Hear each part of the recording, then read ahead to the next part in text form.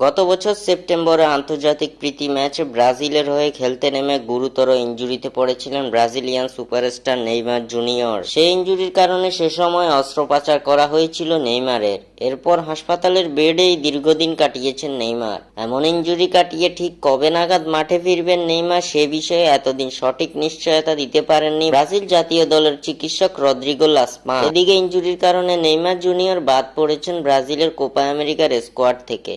Copa আমেরিকার আগে নিজেকে ফিট করে তুলতে পারেননি নেইমার, যার কারণে তাকে ছাড়াই স্কোয়াড ঘোষণা করতে হয়েছে কোচ দরিবাল জুনিয়রকে। কোপা আমেরিকা শুরু হয়েছে গত 21 জুন, কিন্তু ব্রাজিল তাদের প্রথম ম্যাচে মাঠে নামবে আগামীকাল অর্থাৎ 25 জুন। কোপা আমেরিকায় নিজেদের প্রথম ম্যাচে মাঠে নামবে সেলেসাওরা, যেখানে ব্রাজিলের প্রতিপক্ষ কোস্টারিকা। এদিকে এই ম্যাচে মাঠে নামার আগেই নেইমারকে নিয়ে দারুণ সুখবর পেল ব্রাজিল। কোপা আমেরিকায় নিজেদের যাত্রা শুরু করার আগে নেইমার জুনিয়রকে নিয়ে যে সুখবর বয়ে এলো তাতে স্বস্তির নিঃশ্বাস ফেলবে ব্রাজিল ভক্ত সমর্থকেরা।